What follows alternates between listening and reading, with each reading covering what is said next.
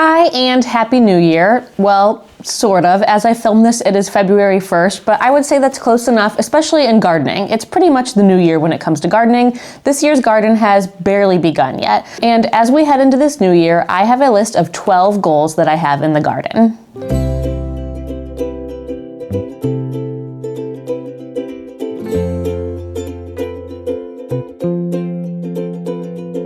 Hi and welcome back. If you are new here, I'm Michelle. I garden in Missouri, Zone 7. I grow native plants, cut flowers, and vegetables, and I'm actually going to categorize my goals today into those three categories, plus another one for just my garden overall.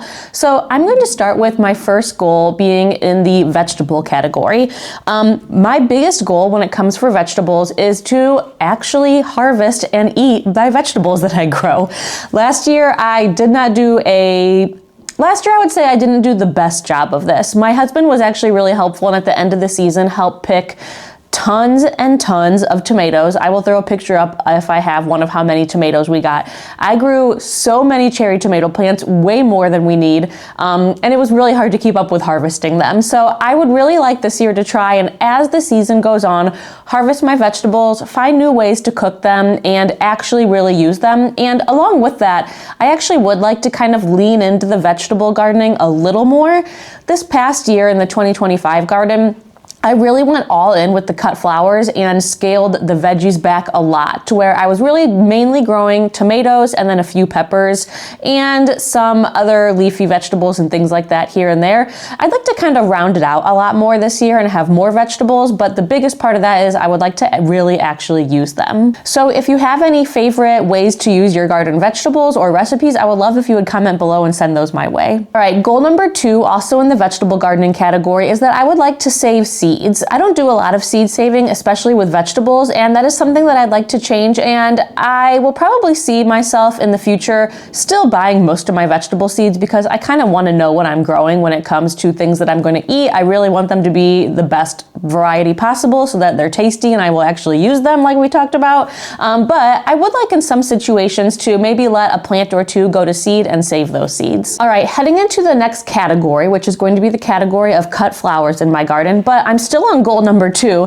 That is to save seeds from my cut flowers. And I'm kind of putting this in the different category because when it comes to cut flowers, I would really like to focus more on saving seeds, especially when it comes to flowers like zinnias, where I think it would be really fun to kind of play around with breeding them. I know that this year, every single variety of zinnia that I am growing is going to be absolutely beautiful. They're all the colors that I want. So I will be happy with any flower that comes from those, just letting the bees pollinate them. So I'm really gonna try this year to maybe tag certain flowers that are really beautiful and that I want to let go to seed. And then I will probably go ahead and let the bees pollinate them. But then after I know they've been pollinated, I'll put an organza bag over them so that I remember not to cut that flower and to leave it there until I can save the seeds from it. I just think it would be really fun to kind of experiment with what I can get from my garden and see what kind of flowers I can get from the ones that I'm growing this year. All right, goal number 3, and this is in the cut flower category as well, and this is a big one that I've actually already started doing, so I'm proud of myself for that, and that is to plan my cut flower successions a lot better than I did last year and to actually at least somewhat keep up with those plans. So last year, I did not really do successions of any cut flowers besides sunflowers. I tried to do a succession of sunflowers every week or two. There were a lot of times throughout the summer where life just got in the way. I didn't keep up with it, but that was the only thing that I did succession plantings of. I did not do really any successions of zinnias or cosmos or really any other of those summer flowers in my garden, and I did kind of pay for it in the end.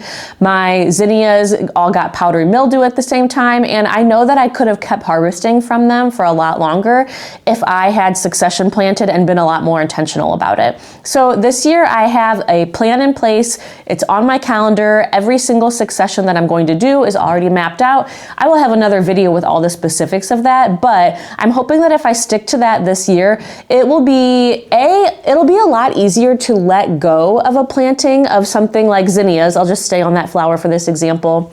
it'll be a lot easier to let go of it when I see that it's kind of lost its vigor and that maybe it's succumbed to powdery mildew or something. And I'll be able to just pull it out of the garden knowing that I have another succession of seedlings already ready to go there. All right, goal number 4, and we are in the cut flower category still, is to try experimenting with drying and pressing more flowers. I did that a little teeny bit at the very end of the season this year, but not as much as I would have liked to. And I could tell just from that little bit that I did that it was something I really liked and I'd like to experiment with more. So a goal I have this year is to set aside some of my flowers and not harvest all of them for cut flower bouquets, but to harvest some of them specifically for drying or pressing, or to take some of my bouquets that don't sell at my flower stand and immediately, as soon as I know that they didn't sell, to take some of those flowers and preserve them in some way. Goal number 5 is to practice arranging my cut flowers and to just try and get better at making arrangements in general. So when I sell cut flowers at my flower stand, I do mason jar arrangements and I think they look okay, but I know I could get a lot better. And the main thing I would like to practice is to practice making like larger, more artsy and intricate arrangements just for my own enjoyment and just to have in my own house. The way I kind of plan on learning this skill and to at least just get a little better at it is by watching 2 particular YouTube channels that I have found and really like them so far. One is Ellen Frost with Local Color Flowers. She has a lot of videos that really go through the basics of flower arranging. So I'm gonna really try to harvest some flowers purposefully to practice with. So I will harvest them and then hopefully I can follow videos along with Ellen Frost and practice my arranging. And then the other YouTube channel that I hope to practice with is Florists on Farms. I will link both of those channels below, but she also has absolutely beautiful arrangements and I would love to learn how to make some of these. So I'm hoping that as summer approaches, I can build up my collection of vases and things to put arrangements in, because I mainly have used mason jars so far. So I would love to build up a little collection of those, hopefully maybe from some local artists here in Missouri, and then practice throughout the summer. And hopefully I can make different arrangements throughout the seasons as I have different things available. And if I just practice a lot, I'm hoping I'll get a lot better at it. Okay, goal number 6, and this is my last one in the cut flower category, and that is to really try and start a lot of cool flowers in the fall and to start my ranunculus in the fall. In years past, I have meant to do this, and then by the time fall comes, and when you're starting these things, it's really kind of very late summer, very early fall. That is a really busy time of year for me. I'm a full-time teacher. I have 2 little kids, so we're all getting ready to go back to school, and it has just been really hard to start those things in the past, to start a bunch of seeds or to get my ranunculus corms ready. But I'm really hoping that I can have things just organized and ready to go ahead of time this year so that I can get those things in the ground, and hopefully that'll pay off with some spring blooms the following year in 2027. Okay, now we are moving on to my 3rd category, and that is my native plant category, and I am on goal number 7 now. And one of my big goals with my native plant gardens in my yard, which is most of my landscaping that isn't raised beds, I try and do mostly native plants in those beds with some annuals and other perennials thrown in there. But a big goal I have for my native plant gardens is to kind of refine them this year. So I would say up until now, and I think I'm on probably my 3rd or 4th year of really being into native plants and adding them to my garden, I have kind of just thrown them wherever I think they will thrive without a whole lot of thought into how the entire garden will look. And I think that's an okay strategy, especially if you're just starting out. Just get the things in your garden, especially with perennials and most native plants, which are, a lot of them are perennials. They are going to follow that 3-year kind of rule of the first year they will sleep, so they will not grow very much. The second year they will creep, so they will grow a little, but not really get that big. And then the 3rd year is when they leap and you really get to see them grow big and beautiful. So if you can just get them in your garden now, even if you don't know if you have the absolute perfect spot for it, I think that is a good way to do it. And that's kind of what I've done these last few years. But with this goal to kind of refine my gardens more, I would really like this year to start looking at my beds and how they look overall and learn a little bit more about garden design and take some of those native plants that I have and move them around and get them in places that I like.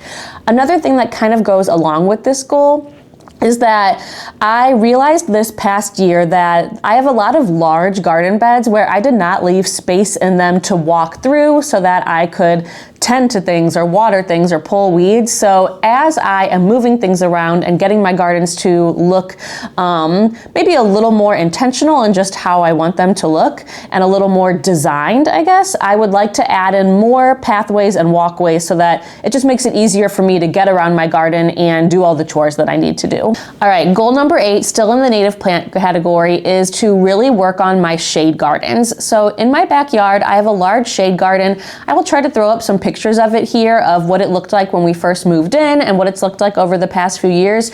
When we first moved here about 10 years ago, this garden was very overgrown. It has large grasses, it has some daffodils, some type of lily in it. A lot of things that I wasn't super interested in, so I've kind of gotten rid of them as time has gone on, but it has one thing in particular that has been the bane of my garden since moving here, and that is chameleon plant. I think the Latin name for it is Hutunia. I will put it up on the screen right now. It is the worst plant ever if it's not native to your area, which it's not native here. I think it's native to Asia, so I'm sure it's fine to grow there, but here, it is the worst thing I have ever encountered in the garden. It is almost impossible to get rid of. And if you search for how to get rid of chameleon plant, I think you will just find tons and tons of stories of people who have tried to get rid of it and have not succeeded. So I'm trying to be someone who succeeds at this. My husband and I have both been working at this for the past few years. It is really resistant to any kind of spraying. So I have sprayed it with vinegar. I have tried Roundup. I have tried other things to try and kill it. It hardly is affected by that at all. It just keeps growing. It doesn't even really look like it turns brown at all. So really the only way you can get rid of this plant is to dig it up. And there is a ton of it in my garden. It spreads very quickly. It spreads by rhizomes under the soil. In the garden that it is in right now, in the shade garden, there has been weed fabric that was laid over it by a previous owner, and the runners underneath the rhizomes, they do not care that they are underneath weed fabric. They just grow super, super vigorous. It's like they just grew under there waiting for someone to rip out the weed fabric, which I've ripped out now, and come up and live. So the only way to get it out that I can tell is to dig it out. So what I've kind of done and what my husband has been helping me do is I just dig up sections of the soil. So you have to pick through and find every little teeny piece of white root in there and throw it away. You don't want to compost it. It will 100% keep growing in your compost. But I have made a lot of headway in this goal. And I think that this year is finally the year where I can start putting some native plants in this shade area. There will still be a chameleon plant. I'm sure it will be there forever and I'll have to just keep picking out little bits. But I can tell now that we've been at this goal of getting rid of it for 3 or 4 years that there is a lot less of it.